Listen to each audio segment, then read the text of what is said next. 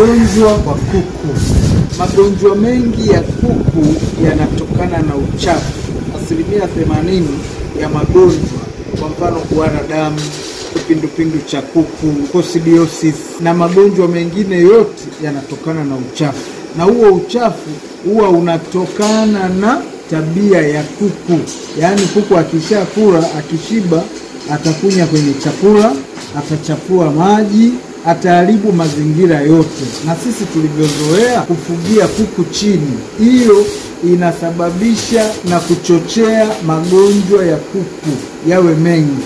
Kwa hiyo sisi Mkulima Smart, baada ya kugundua hivi economy chicken cage, kazi kubwa tunayofanya ni kutenganisha kuku na uchafu. Yaani kama unavyoona hili banda, chini kutakuwa kukavu muda wote.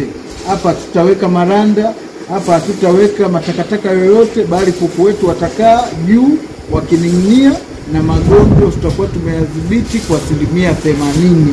Kitakachobaki ni yale magonjwa yanayoambukizwa kwa njia ya hewa, upepo na vitu kama hivyo, ambayo hayo magonjwa utayadhibiti kwa kutumia chanjo.